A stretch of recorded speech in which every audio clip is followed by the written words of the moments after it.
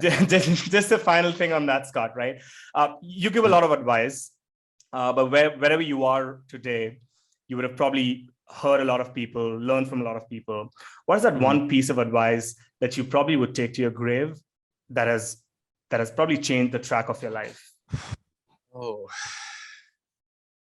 I'm always bad at these kind of like, what's the one thing? Because there's so many things, right? Like I think it's just this accumulation of little ideas. You can put them all together. But I think a big thing that did definitely help me early on was this idea that you need to face your doubts and uncertainties and fears you have in life.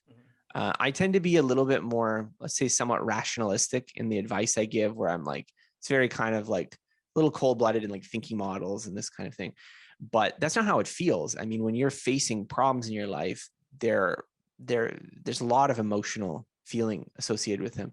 And I think there is a lot of doubt, and like what we were talking about, how do you cope with doubt when you're dealing with some challenge or some difficulty in your life?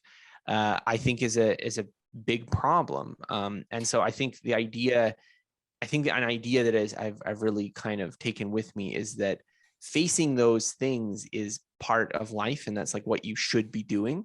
And I think that it's a sort of I don't have a justification for it. It's a very like foundational sort of belief, but I think it runs a bit contrary to the idea that like protecting yourself from those kinds of things is the goal of life, like protecting yourself from uncertainty or situations that make you uncomfortable, or things that you're afraid of, especially if they're not like actually going to kill you, dangerous kind of situations.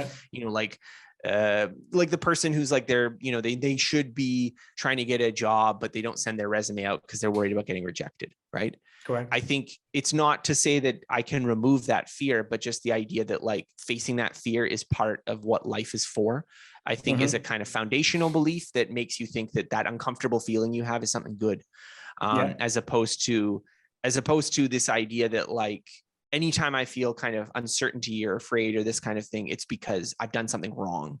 And so I think that's a sort of very higher order belief. And I think that it creates a lot of downstream things. And so I definitely feel like, from talking to some people, they've internalized the other belief that whenever I feel uncomfortable, stressed, overwhelmed, doubt, uncertainty, it's because I've done something wrong and I need to fix that.